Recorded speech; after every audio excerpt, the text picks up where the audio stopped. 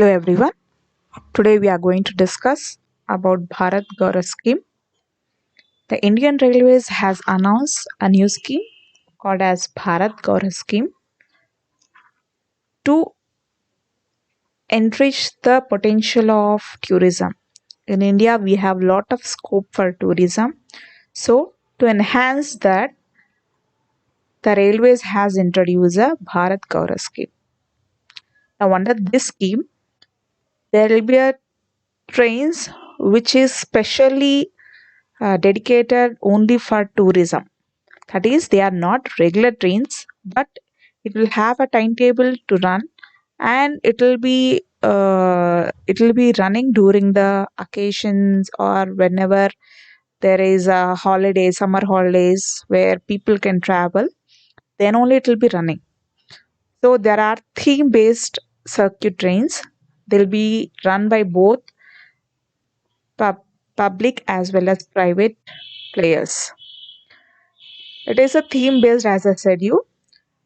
Theme based means it will be theme based on Ramayana, and it will take to the places all related to the Rama, and Guru Nanak theme based where it will take all the places related to the Guru Nanak.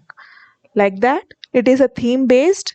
Whoever is going to run, they have to say that it is only a theme based circuit train. In this train, the importance or specialty of this trains is that even the waiters and those who are providing the food, everyone will be in playing or acting as if they are in a Ramayana. They'll be dressing in such a way so that it will look as if they are playing the Ramayana or Guru Nanak theme base like that. So this is a specialty of these trains so that it will develop the tourism.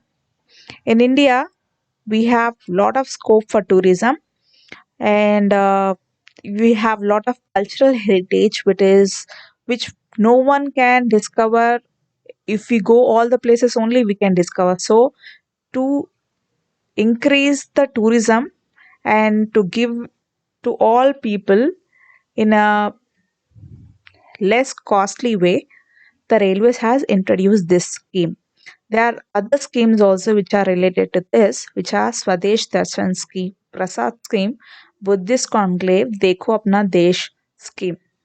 And it will also try to provide packages such as booking the hotel, sightseeing arrangement, and they will provide even tour guides, and they will tell you all the things related to the heritage site, historical places, etc. That's all for this. Thank you.